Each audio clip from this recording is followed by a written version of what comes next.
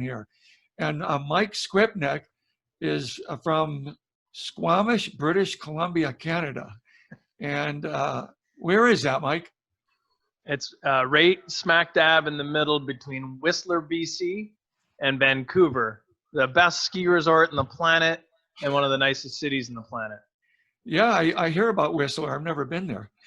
Anyway, Mike is gonna speak on impact, on how do you give $1 million to charity every year. And Mike is a business coach, international speaker, and 5-time author who helps entrepreneur business owners have a bigger impact by serving more of their ideal clients to succeed and achieve the way they know they can.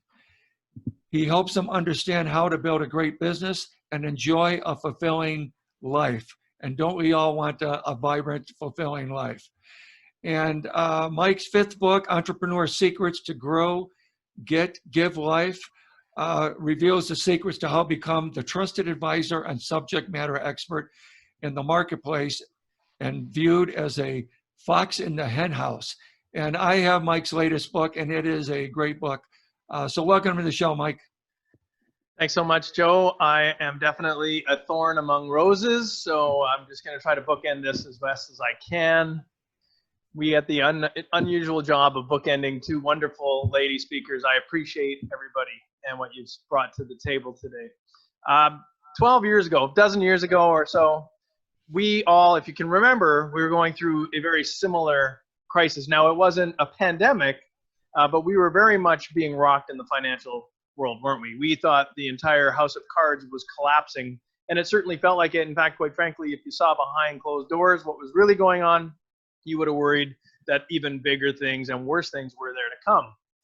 Now, I was about year 13, midway through, now looking back, of my financial service career.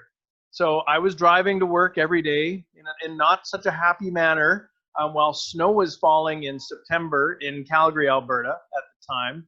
And I was doing a radio spot of 5 shots a day, trying to tell everyone with a smile just how bad it was getting, just as Lehman Brothers and every other business was going under. So it was a little bit of fear. And I was grinding out an existence that I didn't love. You see, I thought I was an entrepreneur. I owned my own business. I helped other business owners. And what I really wanted, like any other entrepreneur, and I think you'll agree, is I wanted to make more money and I wanted to have more freedom. And if I could, I'd love to have a big impact through my day-to-day. And what really wasn't happening was the big impact side. And 5 days a week, I was grinding out this Gordon Gekko Wall Street kind of greed is good thing. And on the weekends and evenings, Family Guy and wonderful volunteer and coach and parent, and enjoying all the things that I could to make a big impact. And something had to change. And so at that moment, I made a decision. I had been working with a major endowment, a national endowment at the time, and they just, had just shown up in my lap, and I, had worked so hard to get that business, and they were going through their own struggles when the worst of the markets was happening, and I realized I was a voice of reason. And at that moment, I realized I could actually gear my passion towards helping nonprofits and charities connect in a way that they didn't think they could, because I had knowledge that might help them. And so I pursued a path to maybe help them. And what it ended up being was my $1 million goal. At one point, as I'm moving through this whole transition, moving through this worst market in history at the time, I had to do something drastic. And so what I did was write on my whiteboard in my office, how do I give $1 million a year to charity every year? Now, at that time, no one was feeling rich. I certainly wasn't. And I certainly didn't have $1 million to give to charity, redirect to charity. And I had no idea how to do it. And in my business, I had to discover all those things in order to get the opportunity to maybe go along that path. And if I could, maybe one day achieve that. It took a massive goal and a big idea on how to do that in order for me to change my business, to make a transformation that I never even thought possible. And so you're right, Joe, you mentioned it. One of the biggest challenges, you have to understand that between 2008 and 2010, I was most definitely the fox in the hen house. You see, I wanted to serve charities. high net worth donors and families who wanted to redirect some of their capital to charitable causes. And here I was, the financial service person who was, as my group was, the peer group I lived in, were viewed as the people who caused the collapse. So I didn't want to be part of that. And I was certain I could help, and I wanted to serve. And in order to serve, I had to be allowed to serve by the decision makers. And one of the gatekeepers on all those decisions were the board of directors. And so I racked my brain trying to figure out, I held workshops, I would write papers, and I would try my hardest, cold call, whatever I could do to jam my foot in the door to get a meeting. But they viewed me as the fox in the henhouse. They barred the doors, they got their shotguns, and they basically held me at bay until I figured out what to do next. And what I needed to do, one of the most important things I've ever done in my career, was write my first book. And that book was magical. It was intended to teach the directors how they might think about philanthropy. It was kind of a charity for CEOs for dummies kind of book, but it ended up being largely a lot different than that. It was about the journey of philanthropy, but what it really was the key to success. And by building myself a mountain of credibility and sticking a book on top of it, I was able to get the 5 minutes I needed to get into those meetings. And they ended up turning into an hour and a half, 2 hours. And I was brought onto the other side of the table to join the people I wanted to serve and help them achieve their goals. And so if I were to fast forward, that was a magical moment for me. And it begat a lot of business. And I started growing my business. And within 6 years, I was able to grow my business 10 times. Now, during that, it got chaotic. You have to understand, I started as a one-man show in that, and I had to bring on a team, and I hired wrong, and I did so many things wrong along the way, but it was still working. And I had to learn how to get more freedom because you couldn't keep at that pace. So I found myself after 6 years taking 3 months off a year because of some of the tricks and secrets I learned about time management and freedom as an entrepreneur. And lastly, what I learned and what I was able to achieve was the goodness of people triumphs most everything. And I was able to help families redirect over $12.5 million to charity. And so for me, that's probably one of the things I'm most grateful in my entire life. I never thought it was possible. In 6 years, I doubled my goal of $1 million to charity every year. Remember, I knew nothing about how to do that 6 years prior, but after that time, we were able to double the goal. So what did it all mean? Well, what it meant was for a decade almost, I was serving baby boomers, the people who had already made their money, the people who are considering their transition to the next phase of their lives, and how to preserve wealth and pass it on to the next generation while giving to charity and ultimately cutting out the tax man, because that was kind of a fun thing we got to do. Those baby boomers had all been there, done that. And what we had in our conversations were numerous discussions about what they could have done and what they wished they would have known. And that wisdom that they shared about what they did do for their success and the ideas that I gave them that they wished they would have known is what totally changed my focus to help entrepreneurs that were there 20 years earlier.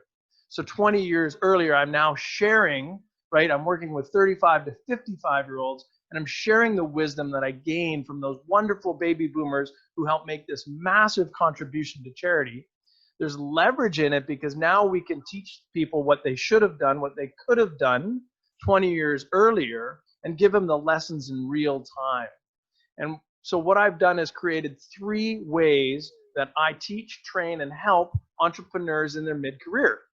And how I do that is through number 1, my Grow Your Business training, which is your mountain of credibility training. In order to be in the room, in order to be invited in the room, in order to show people that you can serve them, you need to be credible.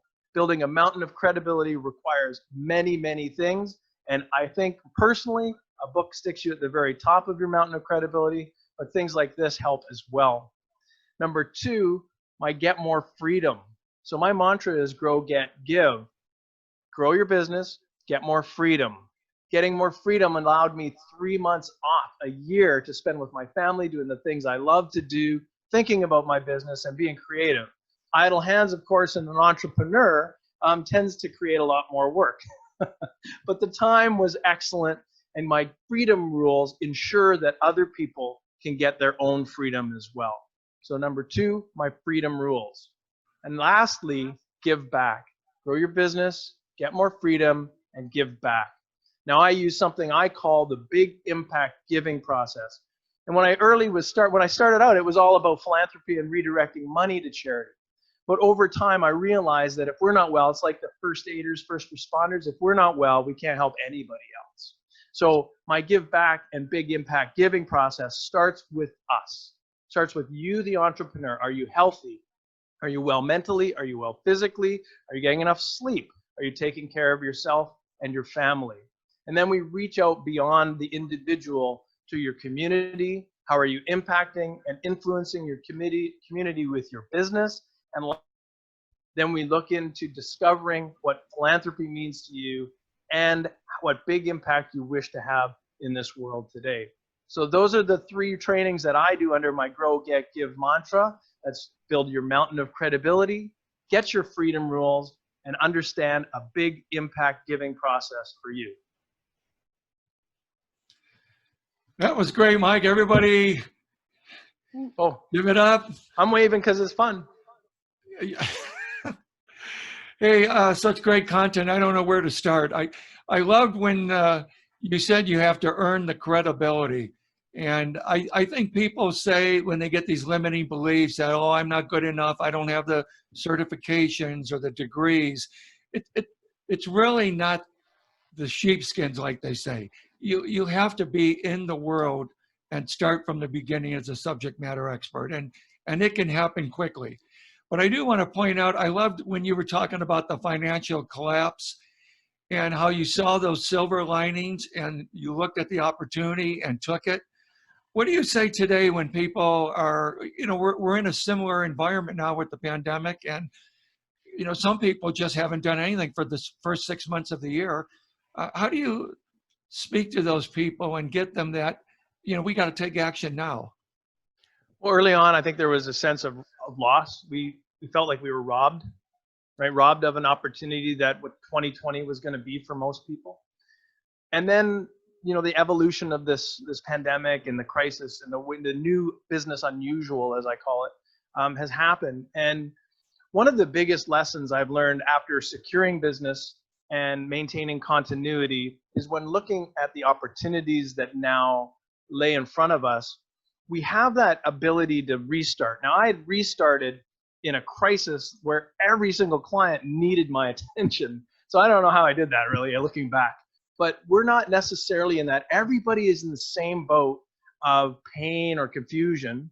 And the self-realization that we're going through allows us to maybe rebuild our businesses or our lives with the friends and the people that make us whole, that help us grow, that enhance what we're doing. And that might mean corporate shifts. It might mean losing employees and gaining employees. It might mean releasing people when the best thing for them will be to go through that. So I think there's an opportunity to build your business in the way that you always hoped it should have been built. And then because things got so busy, you just didn't have the. So I think I'm encouraging people to look at it that way. You have a restart and an opportunity to do things that are heartfelt, impact-minded, and you can proceed today because everybody understands it's just an ugly time and we're all going to come through it in a different way anyways. It's like a rare mulligan if you were a golfer. I'm not a golfer much, but it's like a mulligan. We're getting a do-over, and that's a good thing. You mentioned people had high hopes for 2020. I remember in December, we were talking about building the new decade and how we were going to, do all these things. And yeah, that blew up really quick. Hey, such great stuff, Mike. If somebody wanted to reach out to you about your coaching or your book and that, how can we reach you? Well, my name is there, so you can just email me if you're really interested in chatting or setting up a time to talk, info@mikeskripnik.com.